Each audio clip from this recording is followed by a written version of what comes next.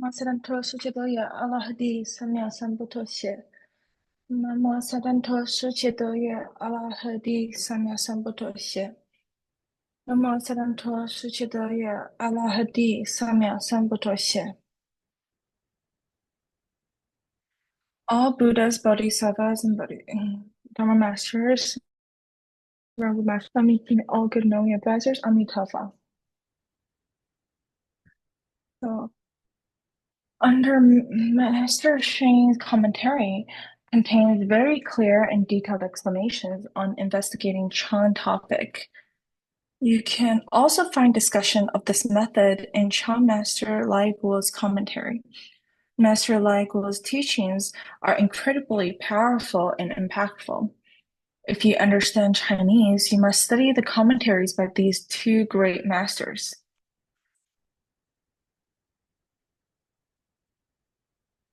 After studying them, you will not only know how to practice meditation, but also be inspired to cultivate. Their lectures are simple, easy to understand, and able to leave a lasting impression on their audience. The contexts are really practical and interesting to read.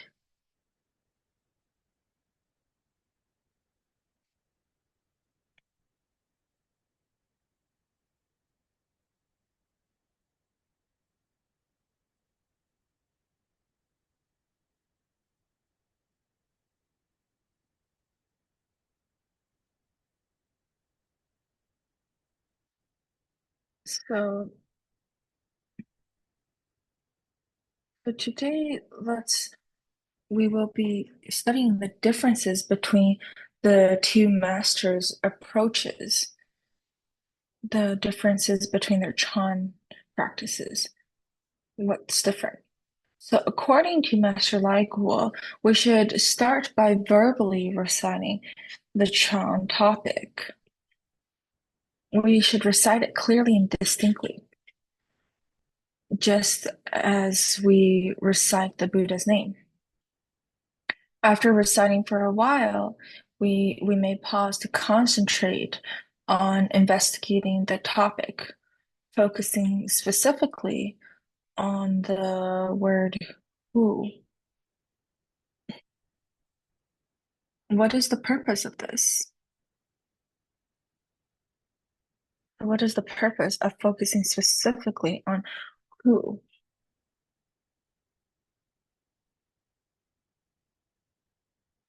So we are often unfamiliar with the question on who is mindful of the Buddha.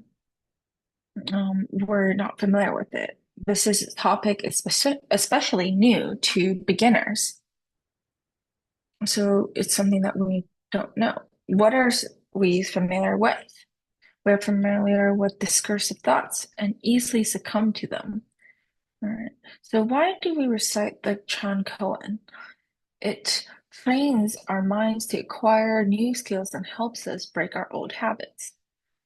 It alienates us from our deluded thoughts so they become unfamiliar, remote, and foreign. It also familiarizes us with the new topic so that our mind is occupied with it, thought after thought.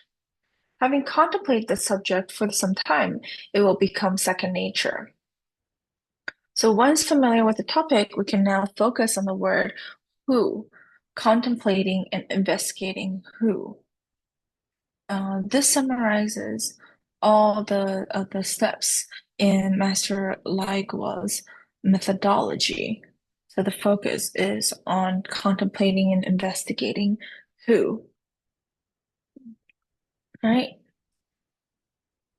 So this is Master Lai Guo's methodology. Now moving to Master Hsing.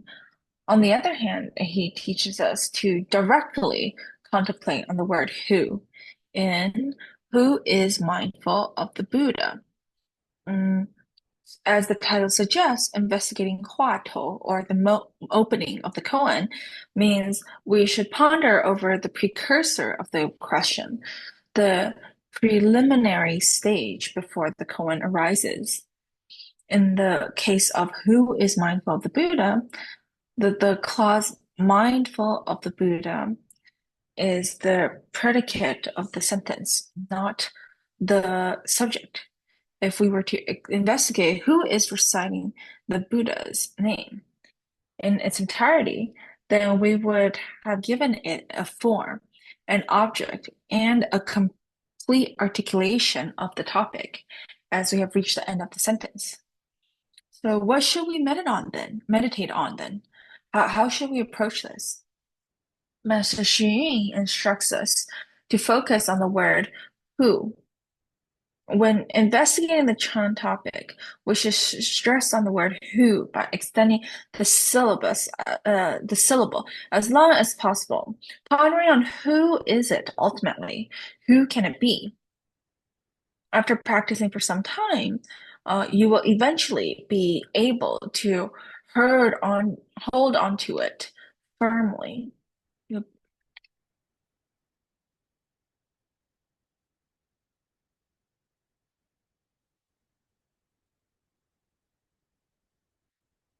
So, Venerable Master mentioned in his lectures that cultivators in the olden days were able to stretch the word who without breaking as long as they took to circumambulate around the Chan hall during the remission.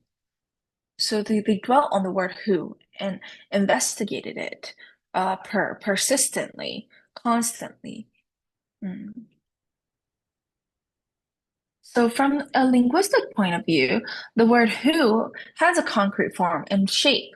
Everyone knows how to write it, but does everyone know what it represents? The word who may have a definite shape and form, but its meaning is so abstract that it is intangible and ineffable to us.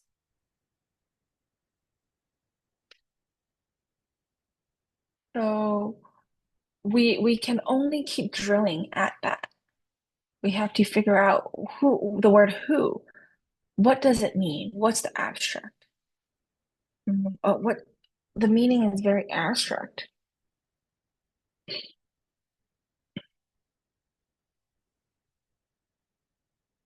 So we have to keep drilling at it at this stage. What is our state of mind? We have a question, but we do not know the answer. So we keep investigating. However, we don't know how to approach it. And we don't know what can be done about it. These are the questions we would have. So the state of the mind is called a doubt. This doubt does not arise from suspicion, but from the inquisition. It's not about feeling suspicious of someone's actions, wondering whether they have done something favorable or unfavorable to us. Rather, it's about trying to make sense of something baffling and incomprehensible to us. So we may puzzle over this question. So feeling perplexed, we try to understand it and we search for an answer. And this process leads to doubt. So it's not about feeling suspicious of someone else. It's just rather it is really difficult to make sense of it. So we are trying to find the answer, and the process of that is doubt. So the greatest effect of Chan meditation is to sow doubt. Therefore, the ancient master said, great doubt leads to great awakening, small doubt leads to small awakening, and no doubt leads to no awakening. So long ago, a patriarch, we don't remember which patriarch it is, we don't remember his name, but a patriarch left his hometown to become a monk. He cultivated until he attained awakening. One day, he suddenly thought of returning home to repay the kindness of his parents and ancestors. So he went back to his hometown to teach Dharma to his family. Not only did he teach his own family, he also extended his teaching to everyone in the village, who, having learned of his return, had gathered uh, to meet him and hear of his updates. So during the duration of his stay, he tried his best to teach them the Dharma. He hoped to convince them to believe in the Buddha. But despite his effort, only one person out of the entire village became awakened, and that was his sister-in-law. Only his sister-in-law had an unwavering faith in him. The others accepted the Buddha's teachings, but their understanding only scraped the surface. So only his sister-in-law had faith in him. So, uh, his sister-in-law really trusted every single word he said. Other people did not, they just listened to the teachings, but they just continued on with their life. Um, but it was only his sister-in-law who trusted every word that he said. So one day, she asked him, how do we realize the mind seal of the Buddhas? So he told her to tie an egg to a string and watch over it. Now, whether she was meditating or resting, she should look at that egg. Look at the egg and ask it to show her the mind seal of the Buddhas. So she was to look at the egg, to not think of anything else, not even the Buddhas. When she's meditating or resting, she should just look at the egg, mustn't think of anything else, and she must persist in this way until she received an answer from the egg. So she needed to ask the egg, what is the mind seal of the Buddhas? So she shouldn't have recited. She doesn't need to do anything else. She just needs to ask the egg until the egg gives her an answer. So, with great faith the sister-in-law had, she followed his instructions, and she kept asking the egg every single day, including in her sleep and during meditation. Whenever she had a break from her chores, she would ask the egg diligently, regardless of the day and night. One day, she suddenly got the answer. That night, as usual, she meditated on the question until she felt tired and laid down to sleep. The string that had held the egg must have worn out, and the egg fell to the ground, fell to the floor. In that instant, she became awakened. So that was the day that she got the answer. In that second, in that instant, she became awakened.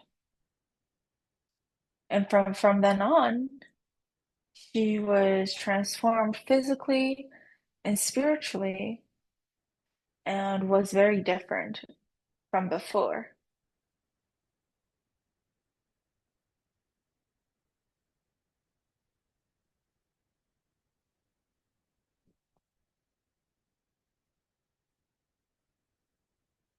So from then onwards, she had become awakened. She had become enlightened just from that uh, second when the egg fell to the floor. So from this story, we can see that cultivation can take place anywhere, anytime. It doesn't matter where it takes place, cultivation can happen. So we should not make any distinction, right? Any form of distinction is nothing but discursive thoughts, right? False thoughts. So when these thoughts arise, we will be disconnected from the truth. As soon as we have these afflictive thoughts, discursive thoughts, we will be disconnected from the truth. So therefore, we should maintain an indifferent mind when we cultivate, instead of distinguishing between different locations and situations. So when your mind is focused, you will have no other thoughts. You will not deliberate over what can be done and what cannot. Our distinctions are just false thoughts. However, we should not let false thoughts arise when we meditate, when we cultivate. And by, we will eventually, from this, see the results of our practice.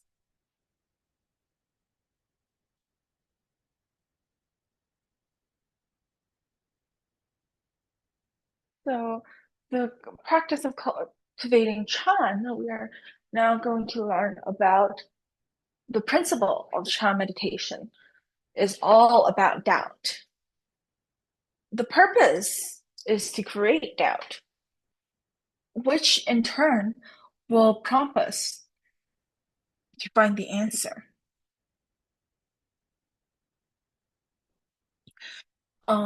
If an answer is found, then our doubt will be dispelled. If we have the answer, then we will no longer have doubt. Therefore, investigating Chan is about sowing doubt. So, how does doubt arise?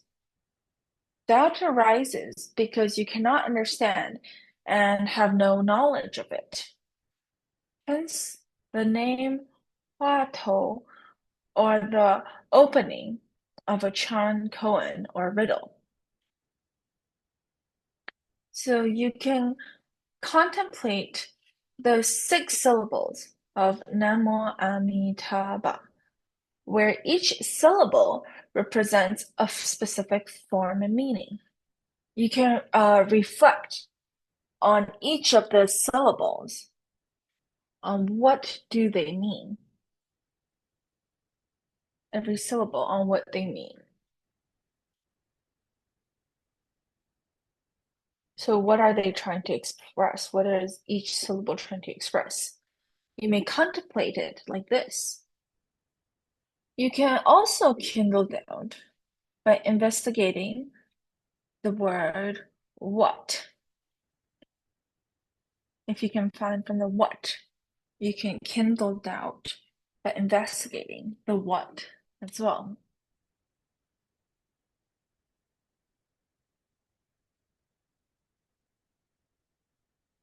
So some people investigate what was my true identity before I was born. So before my parents had given birth to me, who was I? What was I? What was my true identity? So when Master Hing studied under Elder Master Jinro, the master taught him to contemplate. So the master taught him to contemplate who is dragging their own dead body. Who is dragging their own dead body everywhere they go? Who is it? Who is the person who is dragging their own dead body everywhere, all around?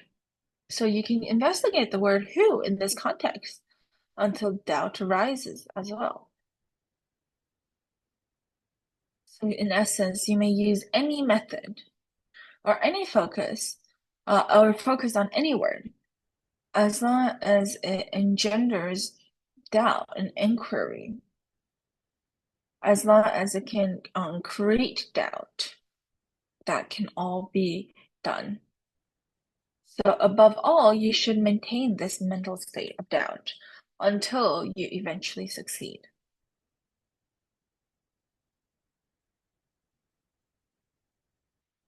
So, uh, next is when doubt arises, false thoughts will naturally subside. Everything else disappears except that one doubt. So, Chan Master Like's method helps us learn new skills and reform our old habits. Right. So, investing in the Chan Koan is not about having or not having false thoughts. You should pay attention to this. Investigate means to generate doubt. When doubt arises, you are truly investigating Chan. Otherwise, you are only thinking about the Chan topic. In that case, you are still stuck in the predicate. You're still only thinking about the topic and not. In essence, you may investigate anything as long as it can create doubt. So when doubt arises, false thoughts will naturally subside. Everything else disappears except that one doubt. If you're not in doubt, then you haven't mastered the skills and you're merely deliberating on the Chan topic. More accurately, you are only pondering upon the subject, the object, the object of the koan. So correctly, we are only pondering the object of the koan. So we should keep our Dharma practice as simple as possible. Don't be greedy for more. You don't need too many methods. The crux of all Dharma methods is single-mindedness, to have just one focus. But consider drilling a well as an example. If you stop drilling and keep changing spots whenever you cannot hit water at 3 to 4 feet, if you keep drilling and keep changing spots when you can't hit the water around 3 or 4 feet, of course you will never dig deep enough to reach the underground water. Because you just keep switching around, you keep giving up or thinking, oh, there's no water here. Then you will never reach water. And the reason for that is just you haven't dug deep enough. It's not about the spot. You just need to dig deep enough in order to reach the water. So it is similar to show that's similar to the Dharma practice. Now, ancient Chan master Zhao Zhou cultivated for 80 years, contemplating only on the character none, the Chinese character none. As a result, he had significant accomplishments and contributions in the Chan school. So, cultivators in the olden days were that focused and dedicated in their practice. The ancient Chan master Zhao Zhou, uh, of he had significant contribution, and he cultivated that one character for 80 years. So we must find a method that suits us the most, one that we truly like, and devote ourselves to it, holding on to it like a lifeline to rescue our Dharma body and wisdom life from drowning in the vast ocean. So you need to firmly hold on and don't let go until awakening is realized. Investigate to the bottom of it. Some people even make a vow that if they cannot attain awakening in this lifetime, they will return and continue investigating in their next life. A lot of cultivators did this as well. A lot of cultivators decide to come the following year, or the following lifetime to keep cultivating.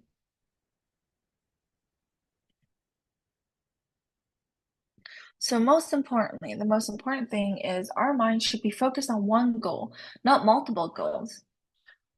Only then can our willpower be strong enough to realize it. Without it, our mind will be divided, our energy will be fractured, and we will not succeed. The Buddha said, focus the mind on it, you can accomplish anything. The same is true in cultivation. Although investigating Chan, reciting the Buddha's name, and studying sutras all have their own methods, the key to success is the same, which is to commit to one method until the mastery is gained.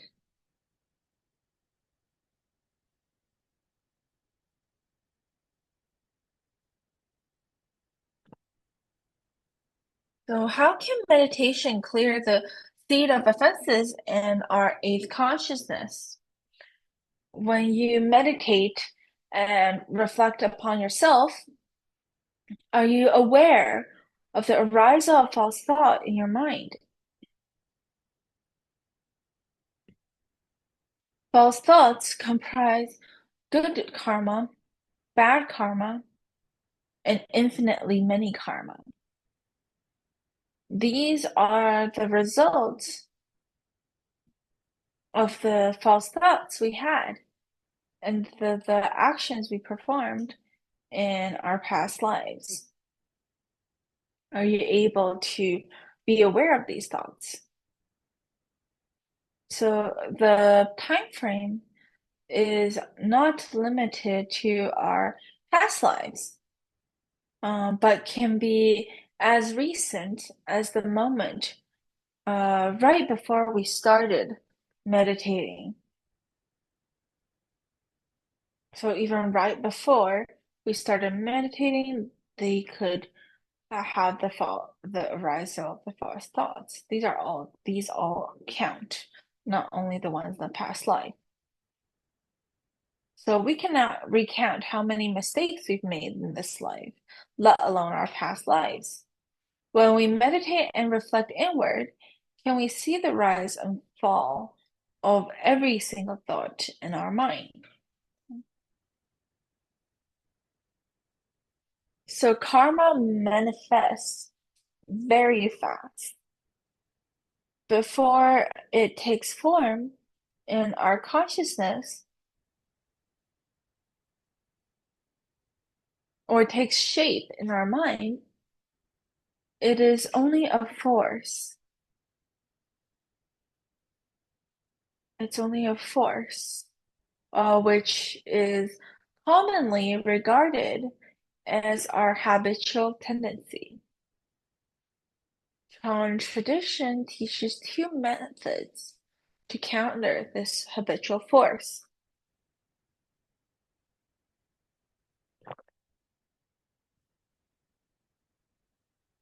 So the first is to observe.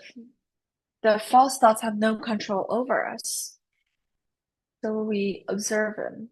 As long as we don't engage with them, they appear and disappear on their own. So we let them disappear on their own, appear and disappear on their own. However, if we keep thinking about them and running after them, then we will give rise to even more false thoughts.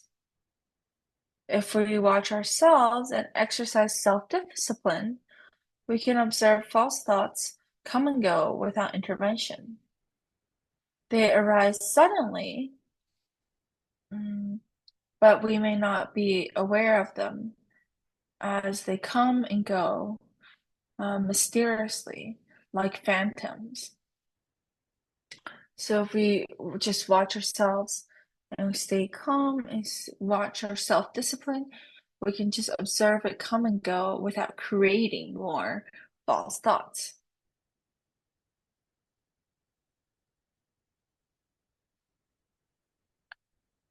So you might see images out of the blue. Sometimes it may seem alien to you. It's something you never thought you'd think of, such as events from your past lives. And some may seem a deja vu, such as things that happened in this life. So it could be random images that you may or may not be familiar with.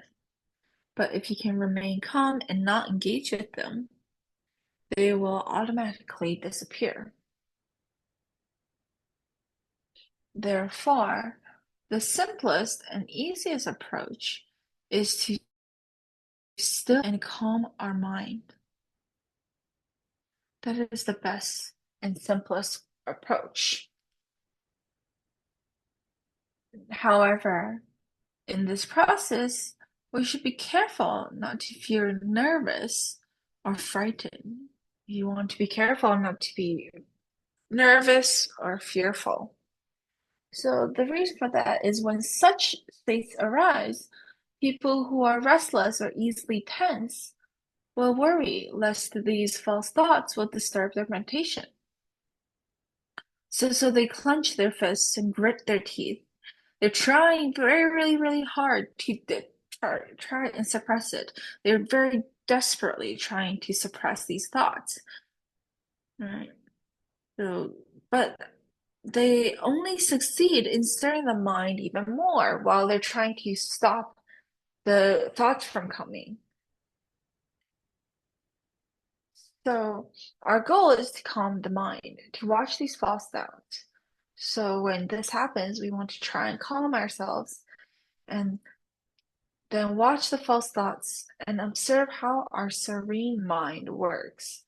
Don't become agitated, fearful, or upset by the false thoughts.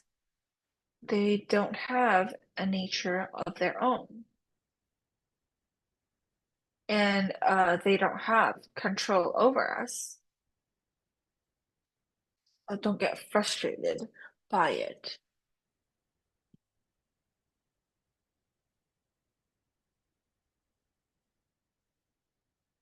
So why am I sharing this with you? That's because some people had the same experiences in the past. So whenever the false thoughts arise, they clench their teeth and put up a fight against these thoughts, like a life or death battle. They're really trying to battle against the false thoughts. However, they are only harming themselves, and some even end up vomiting blood. When we tense up, the flow of our energy, the qi, and the blood is disrupted, and this affects our heart and causes us to vomit out blood because we're too tensed up, we're agitated, and that disrupts our qi. So, therefore, we should observe our thoughts naturally, let them be, and don't be tricked or agitated by them. Let them go.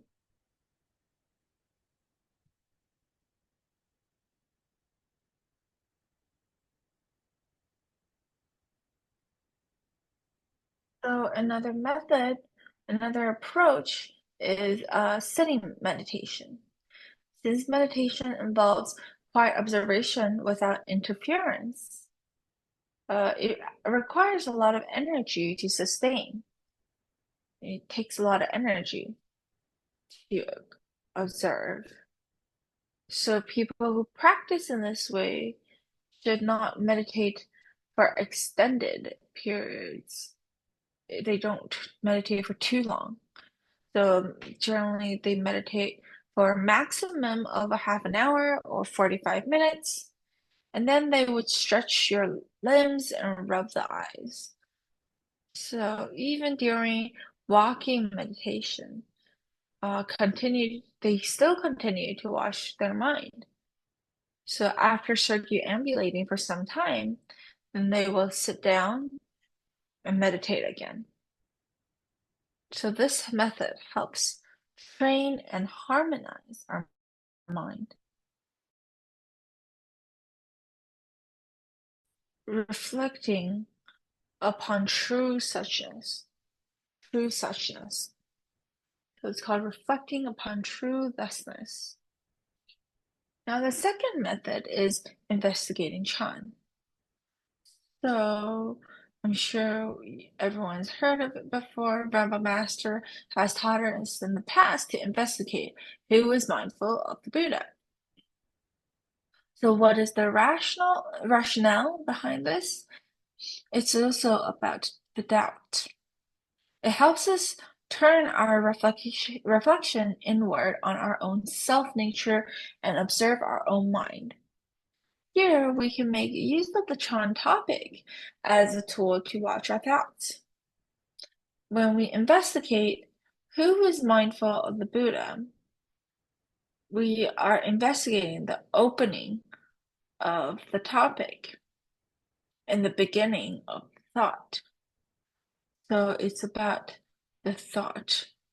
What is the beginning of thought? What's the beginning of the topic? So in other words, what was there before this thought?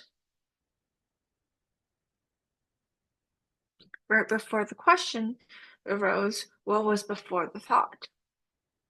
So earlier, I mentioned that our false thoughts rise and fall, appearing and disappearing like a phantom. Sometimes they appear all at once, just like a hive of bees. Before they take form into a consciousness, an image, or a concept, they are just an invisible force. When this force starts to emerge from your body, you should be able to feel it. The Khan who is mindful of the Buddha prevents the force from turning into karma by confronting it head on. So it prevents the qi, the invisible force. This beginning, this koan of who is mindful of the Buddha, before the force becomes a karma, we stop it. So why do we want to do that? False thoughts are actually a driving force. It propels us forward. So when the force emerges, according to its usual progression, it will form a consciousness. It'll form into a consciousness, a concept, and lastly, a pulse. We can nip it in the bud before it turns.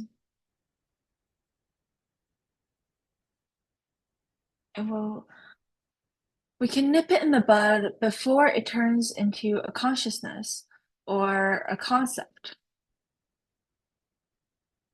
So we transform it while it is still just a force or energy by using the who in the koan of who is mindful of the Buddha. But you still can change it. You can transform it when it's still a force of energy, force or energy. Okay. And so you would use the doubt to transform it. The word who has no meaning.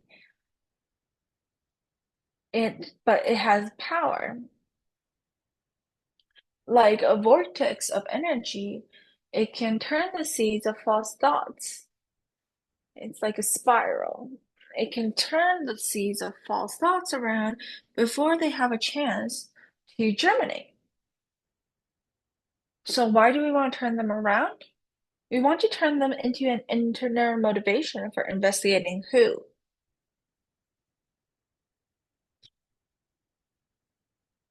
Spurring us forward as we continue to question who is it? Who can it ultimately be? When we make advancement in our investigation, we are effectively killing the seeds of karma that follow.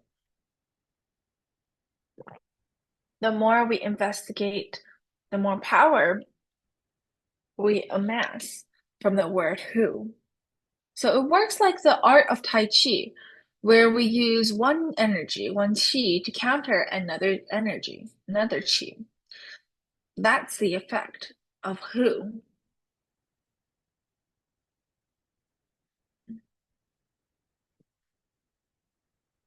So when used in the right way,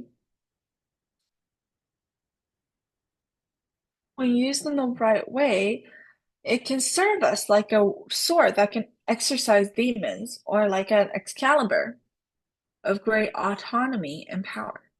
The more we use it, the more powerful it becomes. In fact, we don't have to use up all our energy. We can leverage on the word who deftly, borrowing its momentum, borrowing its momentum to fight against the karmic force.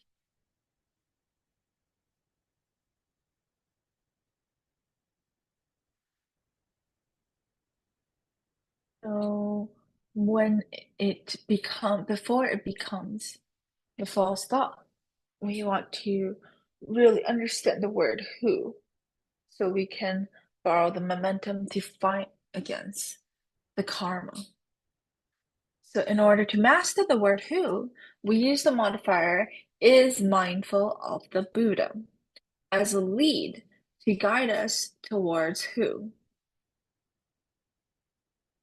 So it is to lead us with the who. So our master mentioned in his commentary that he used to extend the pronunciation of the word who for such a long time that he could walk around the Chan Hall once. He would elongate the word, the pronunciation of who, for the long time until that he could walk around the Chan Hall. He was able to circumambulate around the Chan Hall. So this practice aims at drawing out doubt. When doubt arises, that indicates that we have successfully put the energy emanating from the seed of our habitual karma to good use and applied it on the word who. At this stage, there is no need to actively generate doubt, as the word who will naturally propel us forward. However, whether this works for you will depend on your mastery of the word. So that is the mastery of your skill. That is a sign of your own skill.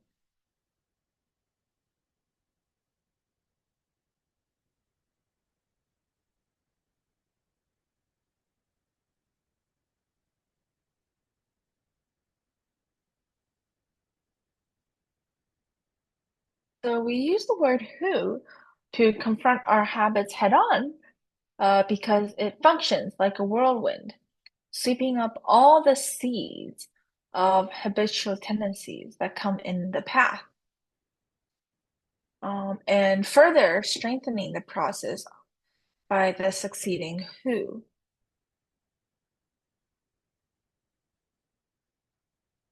So it spins it, comparing, spins it, whirls it up into finally by strengthening the process, by succeeding who. So we persist in investigating who. Who is it? Who is it? So you want to extend the sound of who to channel the force from our karmic habits to the word who. So the vortex of the positive energy will grow larger and larger. So people, if everyone, you are interested to learn more, you can study the works of the ancient Chan masters. But you may need to know Chinese to truly, really appreciate it, as it's all in Mandarin and Chinese. So when you understand Chinese, it will be easier for you to understand it. And the reason is because they wrote in classical Chinese, and that's very different from the modern writings as well. The way they express themselves is very different. So if you are proficient in classical Chinese, you will be able to gain the most benefit from the original text. Okay, so this is where we will end today. We will transfer the merit.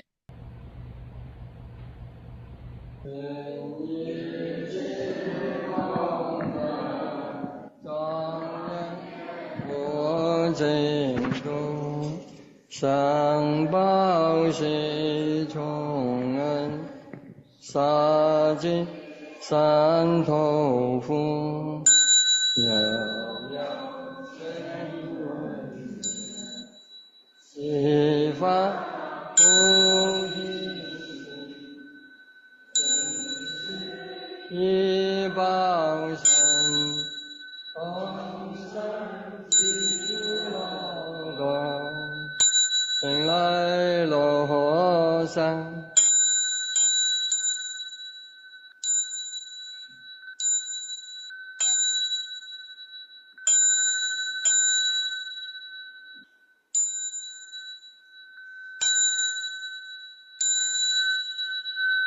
阿弥陀佛。